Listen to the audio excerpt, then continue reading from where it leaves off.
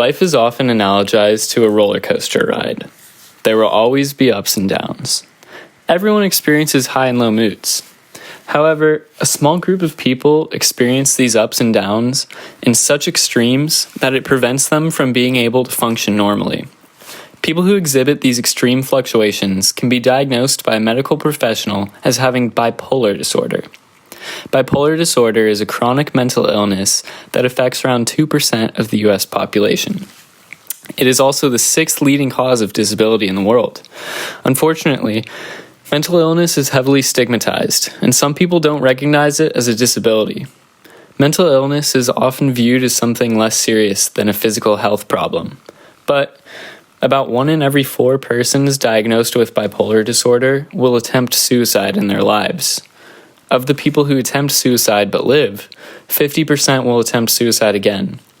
Clearly, this is a serious illness, and 83% of cases are classified as severe and significantly limit life functioning. Bipolar disorder was previously known as manic depressive disorder, and there are 3 main types of bipolar disorder: type 1, type 2, and cyclothymic disorder. In general, bipolar disorder can be defined as a behavioral mood disorder that causes extreme changes in mood, ranging from soaring manic highs to debilitating depressive lows.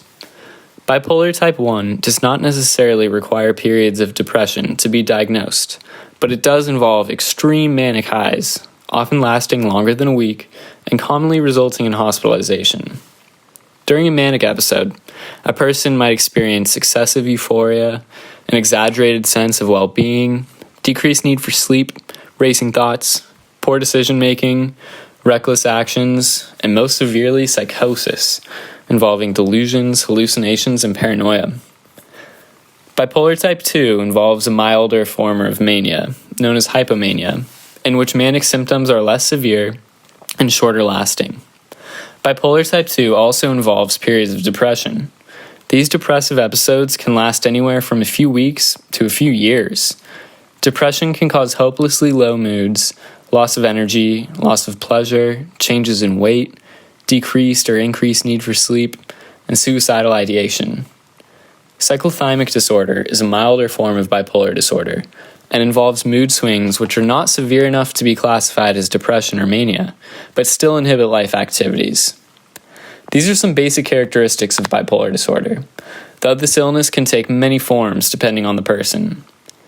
Although there is no cure, there are many forms of treatment. The most common treatment pathway is a combination of medication and cognitive behavioral therapy, or talk therapy. So what's the general public's conceptions about bipolar disorder?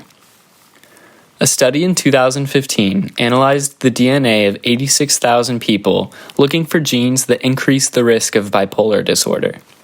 They also noted whether those individuals were involved in a creative field, like art, music, writing, and they found that creative individuals are 25% more likely to have bipolar disorder. Bipolar disorder is associated with creativity, especially in mainstream pop culture, with icons such as Kanye West, Russell Brand, and Carrie Fisher, all who have revealed their diagnosis of bipolar disorder to the public. Kanye West has become one of the most notable public figures with bipolar disorder and has been diagnosed with bipolar type 1. We've all been along for Kanye's manic episodes. He sabotaged Taylor Swift at the VMAs, he's running for president and giving exceptionally emotional and incoherent rants, as well as being hospitalized several times. His 2018 album, Yay, featured the phrase, "I hate being bipolar. It's awesome." Kanye West has brought the illness into the mainstream. He speaks about it positively, and this has led to a glorification of bipolar disorder. Bipolar disorder has come to be known as a desirable mental illness because of its association with creative genius. Unfortunately, though, this is a misconception, and it really is a debilitating illness. Although it might be correlated to higher levels of creativity, this creativity is likely a coping mechanism for otherwise unbearable emotional turmoil. Kanye frequently speaks about stopping his medication regimen in order to tap into an ultralight beam of creativity. Going off medication is almost inevitable for people living with the illness, and this can have negative consequences. Once the medicine begins to treat the illness, patients often stop taking their medicine because they feel better, and they don't feel as though they need treatment any longer. This fallacious line of thinking is dangerous to the individual because withdrawals from the medication can trigger manic or depressive episodes. Perhaps medication does prevent creativity, and perhaps stopping a medication regimen can bring back that creativity. But at what cost? To make an album? Is this worth risking your own life and even the lives of others? Kanye has also rejected his diagnosis, claiming it was really just a result of sleep deprivation. Rather ironically, denial of diagnosis and skepticism of treatment can both be symptoms of the disorder. Regardless of whether he even is bipolar, he's become a spokesperson for the illness. And as a billionaire, Kanye West has a responsibility to advocate for people diagnosed with bipolar disorder. He has the power to invest millions into research for treatments for bipolar disorder, and he could fund campaigns to promote awareness about the illness. While it's important to respect Kanye's privacy and to not laugh or be entertained by his manic episodes, he does have the power to change the public's conceptions of bipolar disorder. He should use his power wisely, because bipolar disorder is not awesome.